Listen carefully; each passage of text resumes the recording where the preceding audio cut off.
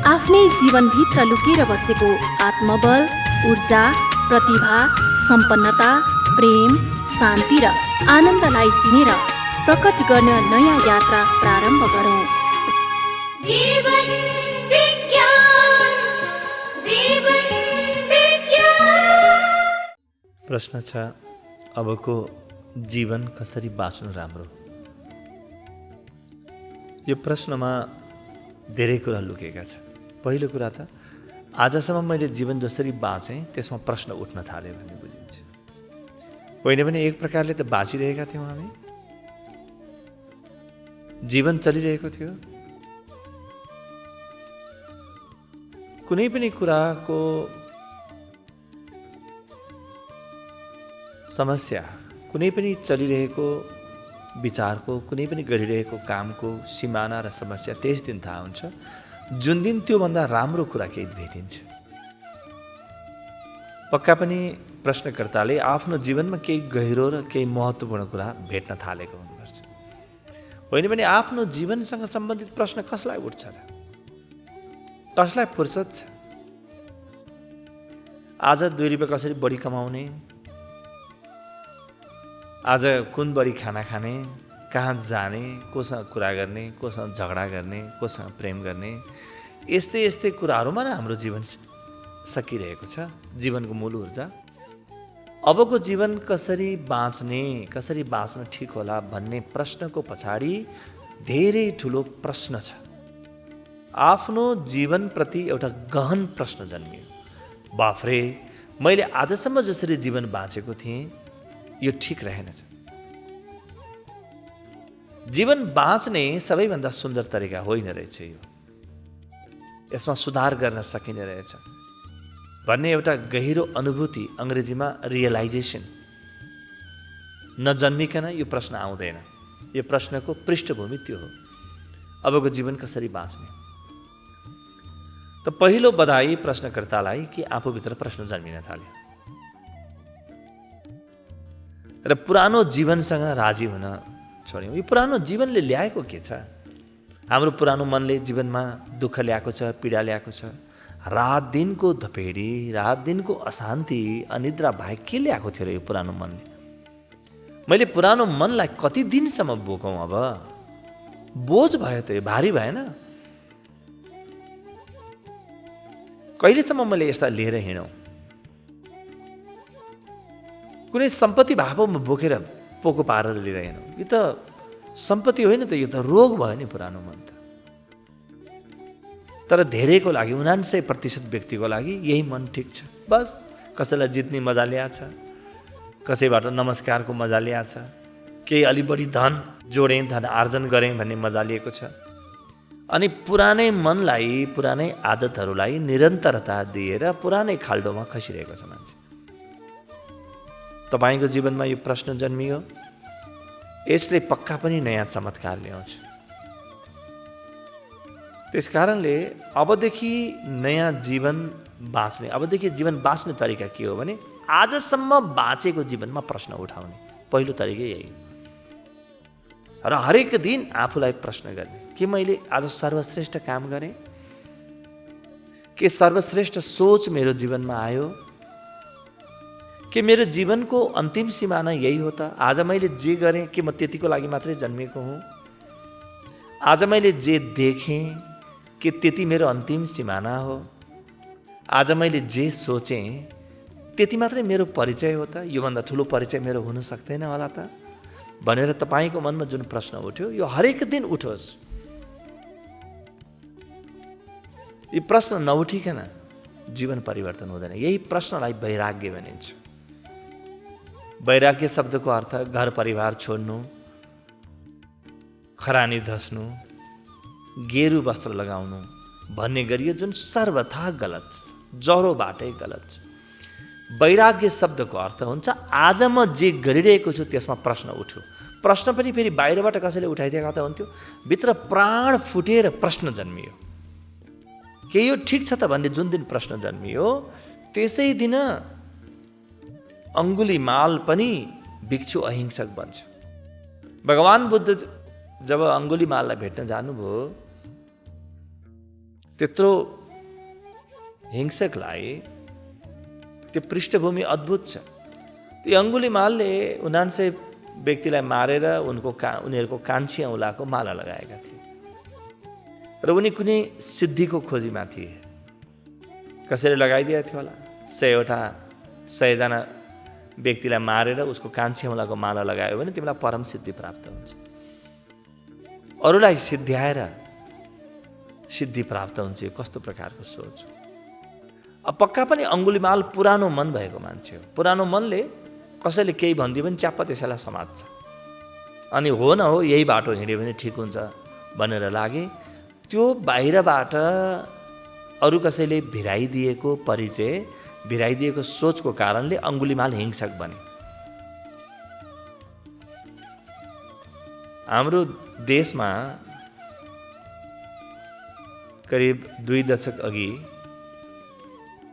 20-22 हजार व्यक्तिहरूको हत्या भयो। जुनसुकै बहानामा होस्, केही न केही कसैले भिराइदिएको सोचको आधारमा न हत्या भएको। व्यक्ति आफूभित्र हत्यारा हुँदैन, व्यक्ति आफूभित्र हिंसक हुँदैन। कसैले केही कुरो उसलाई पक्राउनै पर्छ। त यो जुन कुरा पक्राइयो, त्यो पक्रेर त्यही समातेर बसेको थियो। 79वटा व्यक्तिको मान्छेको कान्छी औँलाको माला बनिसकेको थियो उसको। अब एकजनाको प्रतीक्षामा थियो। अचानक गौतम बुद्ध आइले। उसले उठायो पनि आफ्नो तरवार। अब यो व्यक्तिलाई म मारेर यसको कान्छी औँलाको माला लगाऊ। तर तरवार पनि झुक्छ त्यो व्यक्तिको अगाडि जो कसैसँग डराउँदैन। मार्न त्यसलाई मात्रै मजा आउँछ जो मार्न भनेर निस्केर हिँडेको छ, जो बचाउन भनेर निस्केर हिँडेको छ। उसलाई मार्ने मजा कसैले पनि लिन सक्दैन। अङ्गुलीमालले उठाएको के थियो तरवार, भगवान बुद्धको गर्दनमा समेत लग्यो। तर तिनी तथागतले भने अङ्गुलीमाल पहिले मलाई मार अनि पुरा गरौँला। अब कसरी मार्नु, यसको कुरा त सुन्नु पर्यो यो मान्छेको। मारि नै हाल्यो भने त कुरा सुन्नु मिल्दैन। भनेर झस्कियो। भगवान बुद्धले पहिलो काम गर्नुभयो, अङ्गुलीमाललाई पुरानो मनबाट तोड्न थाल्नुभयो, झस्काउनुभयो। त्यो कसैले गर्न सकेको थिएन। अङ्गुलीमालसँग यति डराउँथे कि त्यो देशका राजा प्रसेनजितका सेना समेत उसलाई भेट्न जाँदैनथे। सबै डराउँथे। त्यसपछि दुईजनाको बिचमा वार्तालाप चल्यो। भगवान बुद्धले एउटै कुरा भन्नुभयो कि बाबु हेर, मैले त नयाँ जीवन भेटेँ जहाँ हत्या छैन, हिंसा छैन, अशान्ति छैन, डर छैन, लोभ छैन, त्रास छैन, असुरक्षा छैन, चिन्ता छैन। तेरो जस्तो जीवन मैले बाँचेर हेरेँ बाबु, मलाई त्यसमा मजा आएन। खुब लामो समय बाँचे, 29 वर्ष बस म तिम्रो जस्तो जीवन बाँचेर हेरेँ, तर मलाई त्यसमा बाँच्न मजा आएन भन्ने बित्तिकै फेरि झस्कियो अङ्गुलीमाल। हो र, योभन्दा फरक जीवन छ? त सिद्धार्थ गौतम भन्नुभयो हो, ध्यानले भरिएको जीवन छ, योभन्दा फरक जीवन छ। त उसले भन्छ अङ्गुलीमालले, हे त्यो त मेरो लागि होइन, म त हत्यारा हुँ, म त हिंसक हुँ। त भगवान बुद्ध फेरि अर्को प्रहार गर्नुहुन्छ। के भन्नुहुन्छ? बाबु, यो त बाटो कसको लागि हो भने जो पनि हिँड्न चाह्यो आजैबाट हिँड्न सक्छ यो बाटोमा। म पनि आउन सक्छु यो बाटोमा भनेर सोध्यो अङ्गुलीमालले। भगवान बुद्धले भन्नुभयो अवश्य, सबैको लागि हो। या कोही पापी या पुण्यात्मा छैन। जुन दिन जाग्यो त्यसै दिन उज्यालो भयो। जतिखेर जाग्यो त्यतिखेरै उज्यालो। अचानक भगवान बुद्धको गर्दनमा पुगेको त्यो तरवार तल हातबाट खस्छ अङ्गुलीमालको र भगवान बुद्धको चरणमा झुक्छ। अनि भन्छ कि मैले सुनेको थिएँ एकजना बुद्ध भन्ने मान्छे यहाँ आएका छन् यो देशमा भन्ने, पक्का पनि तिमी हुनुपर्छ। तिमीले त मान्छे नमारिकन म भित्रको पुरानो मान्छेको हत्या गरिदियो। तिमीले मारेन, मैले त कति कता मारेँ हेर त। मान्छेलाई नमारिकन हत्या गर्न त तिमीलाई मात्रै आउँदो रहेछ।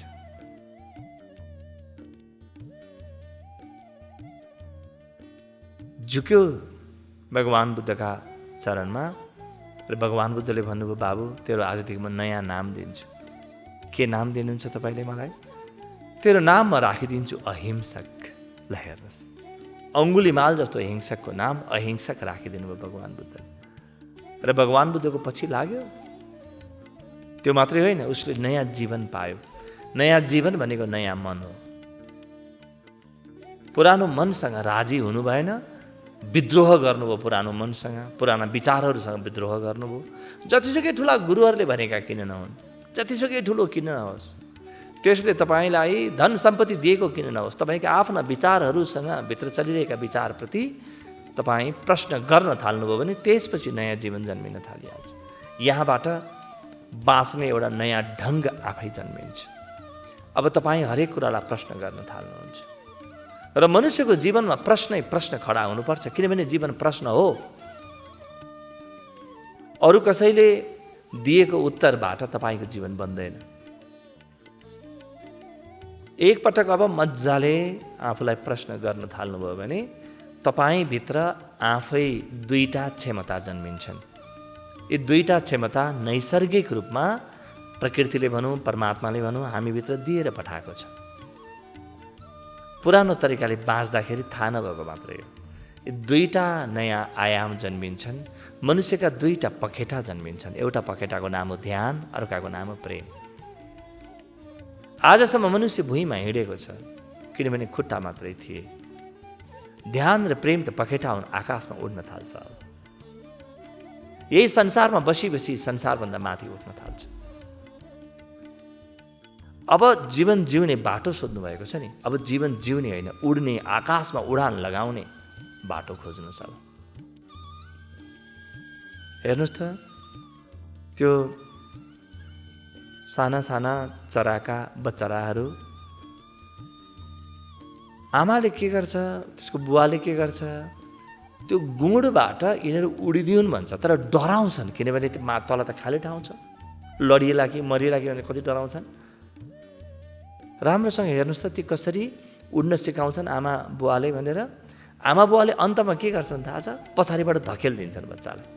धकेलिदिएपछि त उपाय नलागेर त्यो पखेटा जुन थियो, पन्छी हुनु भनेकै पङ्खसहित जन्मिनु हो, पखेटासहित जन्मिनु हो, त्यो अचेतन रूपमै फटफडाउन थालिहाल्छ उसले।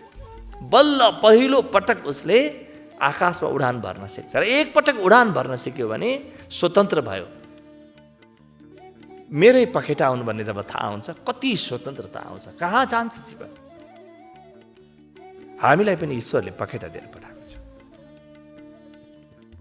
एउटा पखेटाको नाम ध्यान हो, अर्काको नाम प्रेम हो। ध्यान र प्रेमले भरिएको जीवन जिउनुहोस्। अब फेरि तपाईँको मनमा प्रश्न उठोस्, मैले तपाईँलाई कुनै बिहान यति बजे उठ्नुहोस्, यति बजे खाना खानुहोस्, यस्ता मान्छेको सङ्गत गर्नुहोस्, यस्ता मान्छेको सङ्गत नगर्नुहोस्, यस्तो खाना खानुहोस्, यस्तो खाना नखानुहोस् भनेर केही भनेकै छैन। मैले मात्र दुईटा कुरा भने। एउटा त प्रश्नै प्रश्न खडा गर्नुहोस्, जीवन प्रश्न बनोस्। र दोस्रो मैले भने तपाईँ नयाँ चुनौतीलाई स्वीकार गर्नुहोस्। त्यहाँबाट तपाईँभित्र ध्यान र प्रेमका दुईटा पखेटा जन्मिनेछन्। छन् ती। मैले तपाईँलाई यो गर्नुहोस् भने फेरि तपाईँका ती पखेटा मर्छन्। त्यसकारणले गुरु त्यो होइन जसले तपाईँलाई निर्देशन दिन्छ। गुरु त्यो हो जसले भन्छ तिमी खाल्डोमा छौ, सगरमाथा हेर। ताका सगरमाथालाई जसले भन्छ ऊ गुरु हो। होइन भने त गुरु तपाईँको जीवनमा बैशाखी भनेर आउँछ। बैशाखी के गर्नुहुन्छ? गुरु कहिले पनि बैशाखी भनेर आउनु हुँदैन। गुरुले त तपाईँको खुट्टा पनि भाँचिदिन्छ कुनै दिन। उड अब आकाशमा। तिम्रा भित्रका यी समाजले दिएका खुट्टा हुन् नि, बाहिरबाट तिमीले सिकेका खुट्टा हुन्। यी खुट्टा बलिया हुँदैनन्, यी कृत्रिम खुट्टा हुन् नि। तिम्रा आफ्ना मौलिक खुट्टा जन्माऊ भन्छ गुरुले। त्यसकारणले गुरुले कुनै निर्देशन दिँदैन, यति बजे उठ, यो खाऊ, यो गर, यो नगर, यो पूजा गर, यो मन्दिर जाऊ, त्यस्तो केही भन्दैन गुरुले तपाईँलाई चुनौतीमा धकेलिदिन्छ, अन्धकारमा धकेलिदिन्छ गुरुले। तर आजसम्म कसैले पनि उज्यालो भेट्यो भने अन्धकारलाई चिरेर मात्रै भेटेको छ। अन्धकारप्रति आँखा चिम्लेर कसैले पनि उज्यालोलाई भेटेको छैन। अँध्यारो भयो भनेर आँखा चिम्लिनुहोस्, उज्यालो भएको पनि तपाईँ थाहा पाउनुहुन्न। तर त्यो अन्धकारलाई आत्मसात गर्नुहोस्, अन्धकारलाई जिउनुहोस्। अन्धकारको छातीलाई चिरेर बिहान प्रकाश आफै आउनेछ, बिहान उज्यालो आफै हुनेछ। उज्यालो जीवनको नियम हो। अन्धकार त विश्रामको लागि आएको हो। खुब धेरै विश्राम गर्नुभयो जीवनको अन्धकारमा। अब अगाडि बढ्नुहोस्, आँखा खोलेर हेर्नुहोस् जीवनलाई, चुनौतीलाई स्वीकार गर्नुहोस्, जीवनको असुरक्षालाई स्वीकार गर्नुहोस्, कुनै पनि डरलाई इन्कार गरिदिनुहोस्, कुनै पनि लोभलाई इन्कार गरिदिनुहोस्। केही समयको लागि यो परीक्षण गर्नुहोस्, म डर र लोभ दुवै कुराबाट अलग रहन्छु भन्नुहोस्। चाहिँदैन मलाई दुईटा, अस्वीकार गरिदिनुहोस् केही दिनको लागि प्रयोगात्मक रूपमा।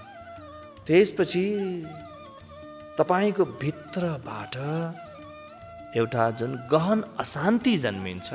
आजभन्दा अशान्त हुनुहुन्छ तपाईँ, त्यो अशान्ति आवश्यक छ। यो अहिलेको जुन शान्ति छ त्यो सान्त्वना पुरस्कार हो। सान्त्वना पुरस्कारले जीवन बन्दैन। त्यो थोरै थोरै शान्ति के गर्नु?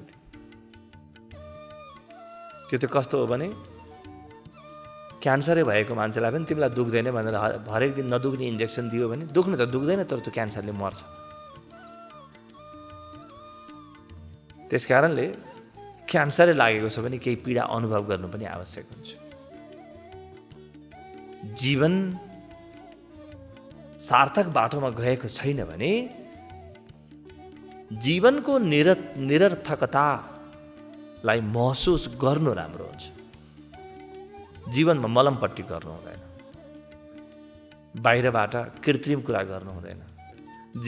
जीवन कुनै कस्मेटिक सर्जरी होइन। जीवन त असुरक्षामा बाँच्दा, निडर भएर बाँच्दा, स्वतन्त्र रूपमा बाँच्दा, हरेक कुरामा प्रश्न गरेर बाँच्दा बल्ल यहाँबाट नयाँ जन्मिन्छ, बल्ल मौलिक जीवन जन्मिन्छ त्यहाँबाट। त्यस कारणले धर्म त्यो होइन जुन तपाईँलाई परम्परागत रूपमा लामो समयसम्म लगाएर सिकाइन्छ। त्यो त होइन, यसलाई त पुरै फालिदिनुपर्छ। त्यही भएर भगवान् कृष्णले भगवद् गीताको अन्तिम अध्यायको करिब अन्तिम श्लोकमा के भन्नुहुन्छ? सर्वधर्मान परित्यज्य मामेकम शरणं व्रज। बस छोडिदेऊ तिम्रो सारा धर्महरू, त्यही त हो तिम्रो जीवनको बोझ। अर्जुन भनेको के हो? तिमीले जस्तो सुकै ठुलो कुरा, ठुलो गुरुले भनेको भए पनि, वेद पुराणले भनेका भए पनि आफ्नो मूल खोज। त्यो तिम्रो सम्पत्ति होइन। आफ्नो मूल खोज, जीवन बाँच्ने आफ्नो ढङ्ग खोज। र खोज्न थाल्यो भने मात्र दुईटा कुरा भेटिन्छ: ध्यानपूर्ण तरिकाले जीवन बाँच्नु र प्रेमपूर्ण तरिकाले जीवन बाँच्नु। यस्तै एउटा प्रश्न छ अर्को। अध्यात्मको यो यात्रामा पटक्कै नआउने, कीर्तन पनि गर्न मन नपराउने परिवारका सदस्यलाई म के गरी सम्झाउँ? कीर्तन गर्न आऊ भनेर नसम्झाउनुहोस्, उनीहरूको जीवनमा प्रश्न खडा गरिदिनुहोस्। जीवनका सुरक्षाहरू थुतिदिनुहोस्। जीवनमा बिमा हुँदैन, कागजमा मात्रै बिमा हुन्छ। जीवन त यसै सबै मर्छ नि त, जीवनमा कहीँ बिमा हुन्छ? त यी परिवारका सदस्यको जीवनमा प्रश्न खडा गरिदिनुहोस्। त्यो प्रश्नले जब व्यक्ति छटपटाउँछ, त्यसपछि जे चाहिन्छ त्यही खोज्छ। छटपटाओस् व्यक्ति त्यो प्रश्नले। यो कीर्तन गर्न आऊ, यो ध्यान गर्न आऊ भनेर तपाईँले भन्नुभयो भने मान्छेले यसको अर्थ कहिले बुझ्ने छैन, भन्नु जरुरी पनि छैन। मान्छेको जीवनमा प्रश्न खडा गरिदेऊ। मान्छेलाई पुरानो जीवन राजी नहोस्, किनभने यहाँ छ के? जुन जीवनले यति धेरै युद्ध जन्माइकन दोस्रो विश्वयुद्ध पनि जन्मायो र तेस्रो विश्वयुद्ध जन्माउन तयार छ, यहाँ प्रश्न खडा नगरे केमा खडा गर्ने? जुन जीवनमा अशान्ति, अनिद्रा, चिन्ता, तनाव र डर बाहेक केही पनि छैन, त्यसलाई प्रश्न खडा नगर्ने, फेरि पुरानै कुरा गरिराख्ने।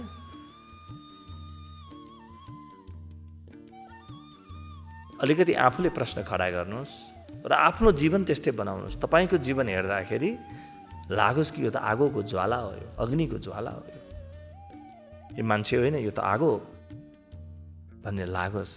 त्यसबाट व्यक्तिको जीवनमा आफै प्रश्न जन्मिन्छ। तपाईँलाई हेर्दाखेरि सगरमाथा जस्तो लागोस्, त्यहाँबाट व्यक्तिभित्र आफै प्रश्न जन्मिन्छ। तपाईँको जीवन एउटा चुनौती बनेर आओस्, आफ्नो बाँच्ने शैली पनि चुनौती बनेर आओस् र वरिपरिका व्यक्तिहरूमा एक प्रकारको नयाँ सोच जन्मिन्छ। यो सोचले मान्छे बिग्रिनै नसक्ने गरी सुध्रिनेछ। यो जुन प्रश्न खडा गर्छ मान्छे, यो प्रश्नले समाजमा अराजकता आउँदैन, बल्ल मौलिक शान्ति आउनेछ। यहाँबाट बुद्ध जन्मिनेछन्, यहाँबाट खप्तर बाबा जन्मिनेछन्, यो नयाँ खोजबाट। यी चुनौतीहरूबाट जन्मिने उनी महानताहरू चुनौतीबाट भागेर होइन, यी चुनौतीलाई सामना गरेर दरबारको सुरक्षा छोडेर भागेका हुन् सिद्धार्थ गौतम। चुनौतीलाई छोडेर भागेका होइनन्, जङ्गलको असुरक्षा खोज्न गएका हुन्। सर्प र बाघ र भालुको बिचमा पनि म बस्छु, हेर्छु, म कति डगमगाउँछु भनेर गएका हुन्। सुरक्षा हामी धेरै गर्छौँ, परिवारमा सबैलाई खुसी हुन्, सबै शान्त हुन्, अनेक प्रकारका सुरक्षा बनाउँछौँ। ती सुरक्षा कहिलेकाहीँ व्यक्तिको पुरानो मनलाई बचाउने प्रकारका भइदिन्छन् र मान्छेले प्रश्नै खडा गर्न छोड्छ आफ्नो जीवनमा। बुवाले कमाएको सम्पत्ति मेरै हो भन्न ठान्छ। यी भगवान् कृष्णका यी महर्षि व्यासका वाणीहरू के हो न हो मेरै होला भन्न ठान्छ। ऊ आफ्नो वाणी त जन्मेकै छैन, नक्कली वाणीमा बाँचिरहेछ। एउटा गलत प्रकारको जीवनशैली जन्मिन्छ। एक त समयले चेताउँछ, हेर्नुहोस् मान्छेलाई समयले लात मारेर जीवनलाई खोज्नुपर्ने बनाउँछ। तर त्योभन्दा पहिले आफैले प्रश्न खडा गर्नुहोस् र आफू एउटा नमुना बन्नुहोस्। देखाउनलाई होइन, हामी देखाउनलाई केही पनि गर्ने होइन, हामीलाई कसैलाई केही देखाउनु नै छैन, आफू बन्नलाई बन्ने हो, आफ्नो लागि गर्ने हो। हामीलाई केही देखाउनमा रहरै छैन, किनभने हामी सर्कस देखाउने मान्छे नै होइन। त्यो त सर्कसको पात्रलाई हो अरूलाई देखाउन मनपर्ने त, कुनै हामी अभिनेता पनि होइनौँ कि हाम्रो सौन्दर्य हामी प्रकट गर्न आएका हौँ, त्यस्तो केही पनि होइन। बस आफू बन्ने, पाक्ने आफू। र जीवनमा पाक्दाखेरि जस्तो प्रकारको आभा जन्मिन्छ, त्यो आभा सरुवा स्वास्थ्य बन्छ। हामीले सरुवा रोग मात्रै जानेका छौँ, सरुवा स्वास्थ्य जानेका छैनौँ। भगवान् बुद्धको उज्यालो, भगवान् कृष्णको उज्यालो सरुवा स्वास्थ्य हो। आजसम्म पनि हामी जम्मेलाई त्यो स्वास्थ्यले छोइरहेको छ। तपाईँ भित्रबाट जाग्नुभयो भने, नयाँ प्रश्नहरू खडा गर्नुभयो, आफ्नो जीवन जिउने नयाँ ढङ्ग तपाईँले पेश गर्नुभयो भने तपाईँ धेरैको लागि चुनौती बन्नुहुनेछ। सुरुमा तपाईँलाई आफै जस्तो बनाउन खोज्नेछन्, परिवारले पनि त्यही गर्न खोज्छ, आफै जस्तो बनाउन खोज्छ। अलि दिनपछि नसकेपछि तटस्थ छोडिदिन्छ। त्यसपछि तेस्रो चरण आफै आउँछ, तपाईँको पूजा गर्न थाल्छ। तर तेस्रो चरणमा पुग्नुभन्दा पहिले यी दुईटा चरण पार गर्नुपर्छ, यो अनिवार्य। पहिले घृणा, तिरस्कार, दुत्कार, गाली, वैमनस्य सहनुस्, यो सहनु जरुरी छ। तर आफ्नो जीवनप्रति पहिले प्रश्न उठाउनुहोस्। त्यसपछि एउटा मौलिक व्यक्तित्व जुन जन्मिन्छ, त्यो मौलिक व्यक्तित्व आफै ध्रुवतारा जस्तो हुन्छ, सबैलाई मापदण्ड दिने, सबैलाई बाटो देखाउने जस्तो हुन्छ। यो बन्न थालोस् तपाईँभित्र, मेरो यही शुभकामना। अध्यात्म र व्यवस्थापन, मानव मनोविज्ञान, सनातन र नवीनतमको सङ्गम जीवन विज्ञान, सनातन र नवीनतमको सङ्गम जीवन विज्ञान।